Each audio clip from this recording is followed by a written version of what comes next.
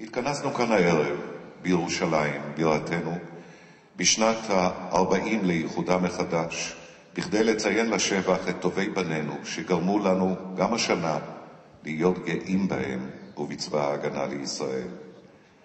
השנה החולפת הייתה שנה קשה לכולנו, שנת מלחמה.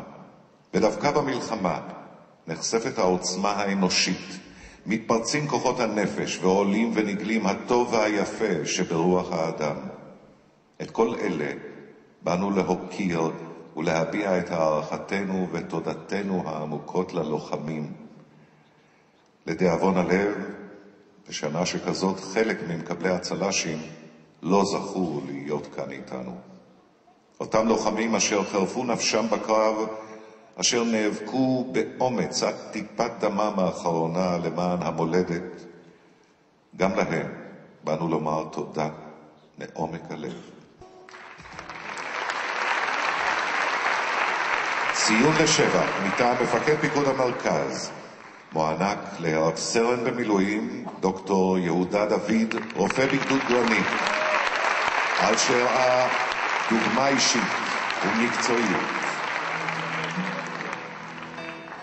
להתנדב לצה"ל זה זכות גדולה מאוד, זה בנשמה שלי, בעיקר כרופא, לנסות להועיל לי את זה.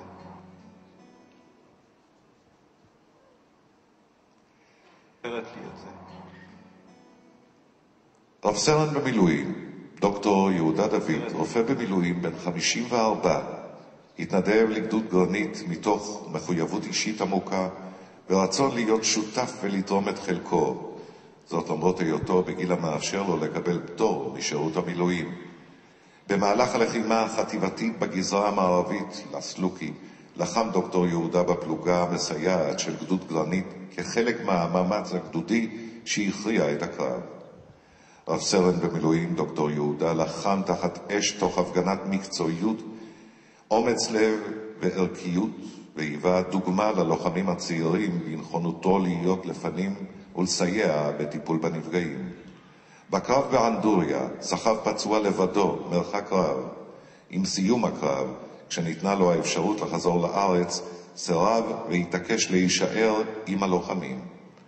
רב סרן במילואים דוקטור יהודה דוד הפגין במעשיו רוח לחימה, יוזמה, מנהיגות וערכיות.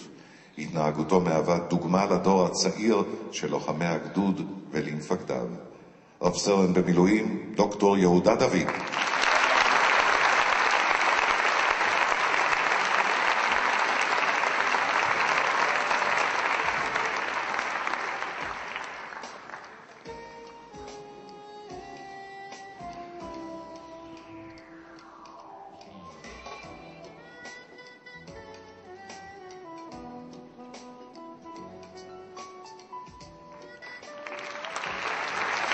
והוא מכאן על הכביש הסלול יודע, כי כאן בשדה